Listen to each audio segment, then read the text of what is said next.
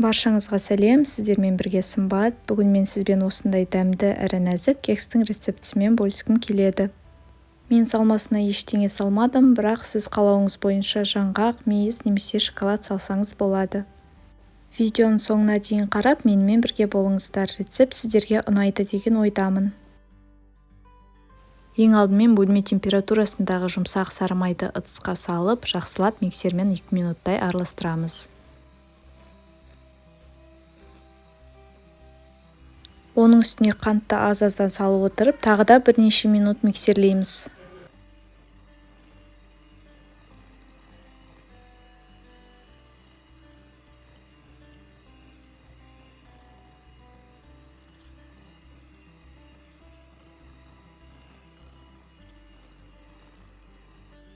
Одан кейін жұмыртқаның сарысын бір-бірлеп салып отырып араластырамыз.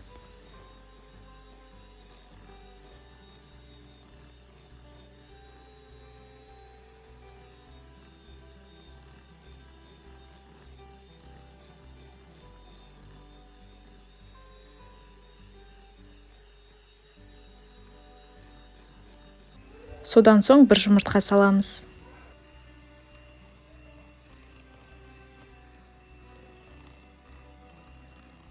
Араластыруды тоқтатпай, үстіне жылы сүт құямыз.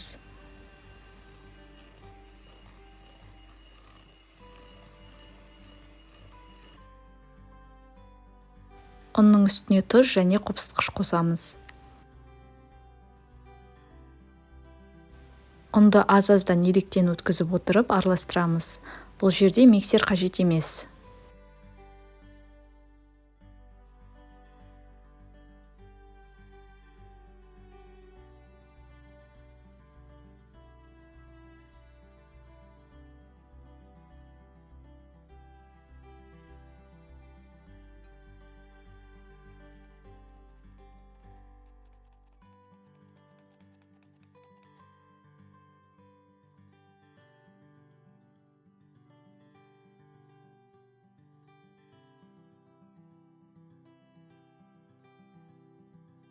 Кекстің қамыры дайын болды, қамыр осылай қою болып шығады.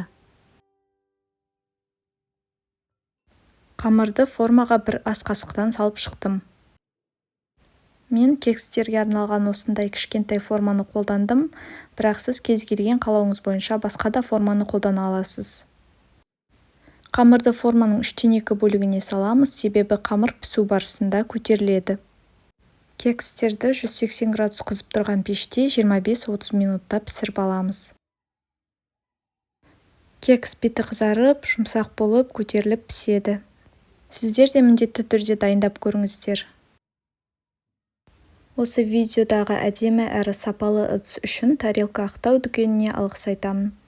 Видеоның астына дүкеннің парақшасының сілтемесін қалдырамын.